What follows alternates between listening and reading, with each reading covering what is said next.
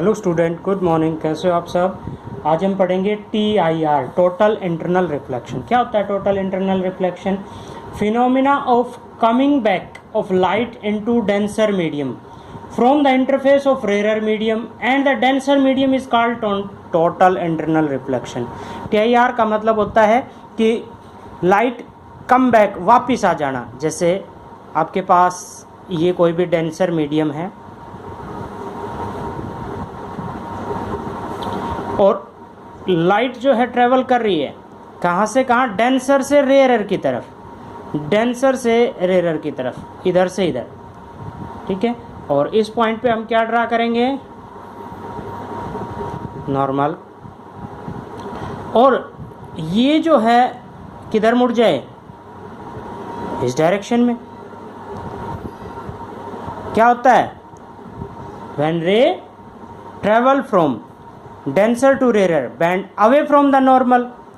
Denser से rare में जब रे जाती है तो वो away from the normal, rare से डेंसर में आती है तब बैंड टुवार्ड्स द नॉर्मल। तो इस तरह से अगर हम इस इंसिडेंट एंगल को और ज़्यादा इंक्रीज करें, जहाँ पे ये जो एंगल ऑफ रिफ्रैक्शन है, ये रे और ज़्यादा बैंड हो जाए और किधर मुड़ जाए? 90 के एंगल पे, यानी कि आर की वैल्यू रेयर मीडियम में एंगल ऑफ रिफ्रैक्शन क्या आ जाए? 90। तो डेंसर मीडियम में एंगल ऑफ इंसिडेंट को हम क्रिटिकल एंगल कहते हैं। क्या कहेंगे उसको? Critical angle. तो क्रिटिकल एंगल की डेफिनेशन अपने पास आ गई कि angle of incident in denser medium for which the angle of refraction in rare medium is 90 degree.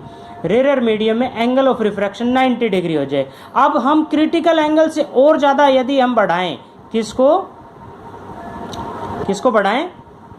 Incident angle को और ज़्यादा इंक्रीज करते हैं, इसकी वैल्यू और ज़्यादा इंक्रीज करें, I is greater than C। तो इस सिचुएशन में रे यहाँ से टकराएगी और इसी मीडियम में वापस बैंड होगी, इसी मीडियम में ये वापस बैंड होगी। This phenomena is called total internal reflection. इस फिनोमिना को हम क्या कहेंगे? Total internal reflection. कि लाइट डेंसर मीडियम से गई थी और डेंसर मीडियम में ही वापस आ गई।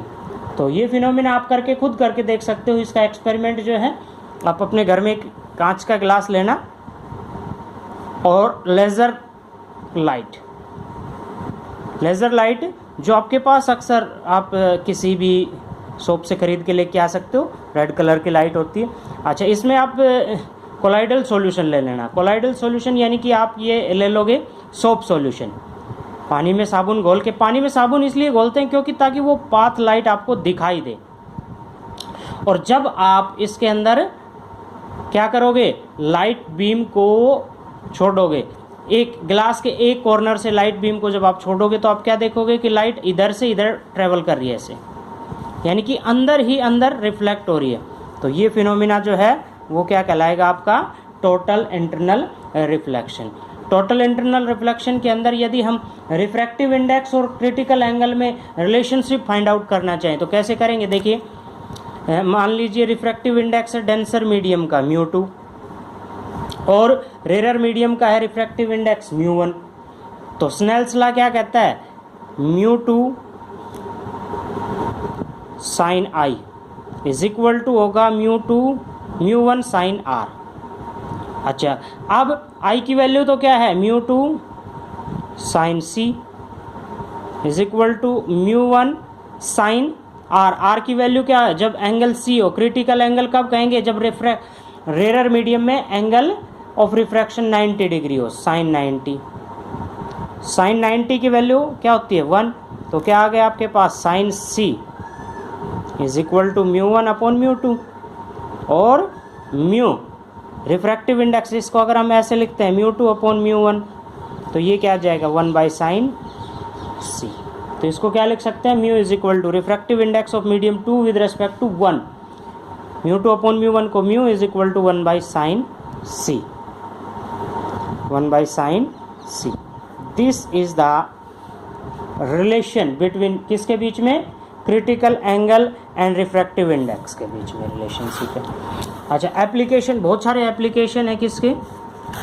TIR के, टोटल इंटरनल रिफ्लेक्शन के।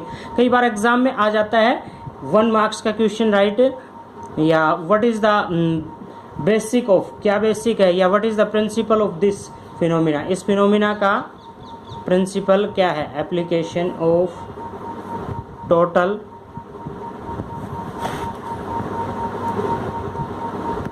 Internal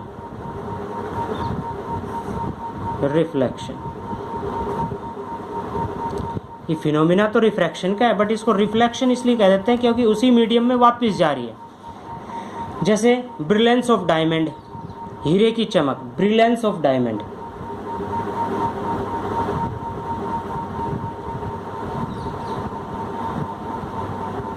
brilliance of diamond.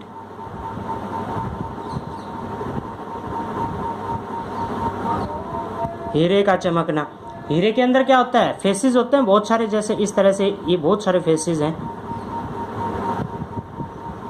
और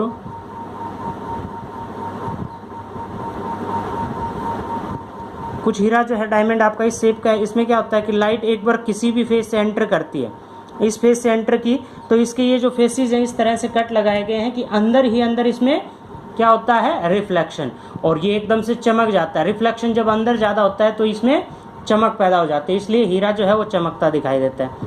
दूसरी एप्लीकेशन है मिराज फॉर्मेशन, जिसको हिंदी में मृग मिर्ची का बोल देते हैं। ये आपका गर्मी के मौसम में होता है। मिराज फॉर्मेशन क्या होता है, गर्मी के मौसम के अंदर,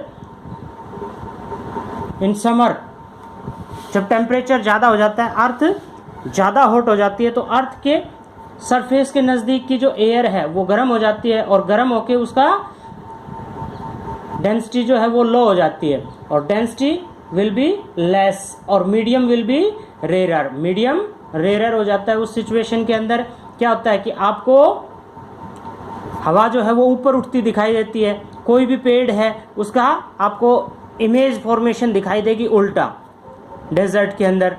तो इस तरह से मिराज फॉर्मेशन, मृग मिर्ची का बोल देते हैं। Total reflected prism, optical fibre, most important application है इसकी, ऑप्टिकल फाइबर, जो आज के समय में बहुत ज़्यादा यूज होने वाली है। ऑप्टिकल फाइबर केबल जो कम्युनिकेशन में काम आती है आपकी, ऑप्टिकल फाइबर केबल्स, ठीक है। ऑप्टिकल फाइबर केबल कुछ इस तरह की होती है कि इसके अंदर रिफ्लेक्शन होता है, लाइट की फॉर्म में सिग्नल ट्रांसमिट होता है। जैसे ये केबल है, इसके अंदर लाइट इस तरह से एंटर करती है तो रिफ्लेक्शन होके बहुत फास्टली ट्रेवल करती है, क्योंकि लाइट की स्पीड जो है वो ज़्यादा है, तो रिफ्लेक्टेड प्रिज्म भी इसी बेस पे काम करते हैं। ये कुछ एप्लीकेशन थी रिफ्लेक्टेड प्रिज्म्स जो आपके माइक्रोस्कोप टेलीस्कोप में काम करते हैं, और भी बहुत सारे मेडिकल इंस्ट्रूमेंट में भी काम आते हैं। टोटल रिफ्लेक्टेड प्रिज्म किस तरह से, जैसे 90 के एंगल के ऊपर है आपका ये प्रिज्म, रे यहाँ से आती है परपेंडिकुलरली, परपेंडिकुलर यहाँ से, तो नो रिफ्लेक्शन, बट यहाँ जब जाएगी तो रिफ्लेक्ट हो जाती है इसी सरफेस पे, परपेंडिकुलर इससे बाहर। इस तरह से टोटल इंटरनल रिफ्लेक्शन। अगर हम इसको चेंज कर दें तो क्या हो जाएगा, ये वापस इसी डायरेक्शन में आ सकती है। तो ये था आपका TIR और उसकी एप्लीकेशन, TIR और उसकी एप्लीकेशन। नेक्स्ट हम पढ़ेंगे आपके पास रिफ्रैक्टिंग सरफेस। रिफ्रैक्टिंग सरफेस किसे कहेंगे, the surface which shows the refraction, जिसका कोई रिफ्रैक्शन हो। जैसे आपका ग्लास प्रिज्म है, आपका ये ग्लास स्लैब है, आपका कोई भी मीडियम जिसमें से लाइट पास होती है, having some refraction, refractive index, उसका कोई ना कोई रिफ्रैक्टिव इंडेक्स भी होगा, और वो लाइट को क्या करता है, रिफ्लेक्ट भी करता है। तो अभी हम पढ़ेंगे आपके पास, sorry for disturbance,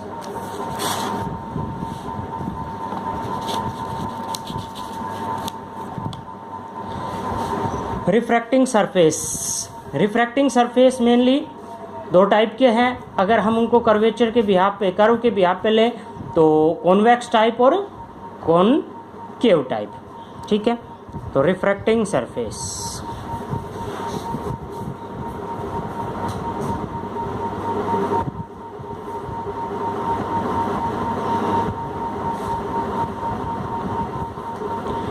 refracting surface दो टाइप के होते हैं, कॉन्वेक्स टाइप और है कॉनकेव टाइप। कॉन्वेक्स कौन सा होता है? जिसमें बाहर की तरफ उभरा हुआ हो, ये आपका कॉन्वेक्स टाइप रिफ्रैक्टिंग सरफेस कहलाएगा। और जो अंदर की तरफ धंसा हुआ है वो क्या कहलाएगा? आपका concave type spherical surface. Centre of curvature, centre of curvature क्या होता है? सेंटर ऑफ कर्व, कर्व का सेंटर। ये अगर हम कंप्लीट करते हैं तो इसका ये सेंटर बनता है। This is called centre of curvature, this point is called centre of curvature. And radius of curvature, ये आपका पोल कहलाएगा। और यहाँ से ये जो डिस्टेंस है, पोल से सेंटर की जो डिस्टेंस है, वो रेडियस ऑफ कर्वेचर कहलाती है। प्रिंसिपल एक्सिस किसे कहेंगे? जैसे हमने रिफ्लेक्शन में पढ़ा था कि the line which pass through the pole and centre of curvature, वो लाइन क्या कहलाएगी? Principal axis. Aperture, size of refracting surface, ये क्या कहलाएगा? Aperture, size of refracting surface. इसमें अज्यूमशंस क्या क्या मान के चलेंगे आप मान के चलोगे कि object and image will be point size, point size, object is point object या पॉइंट साइज्ड।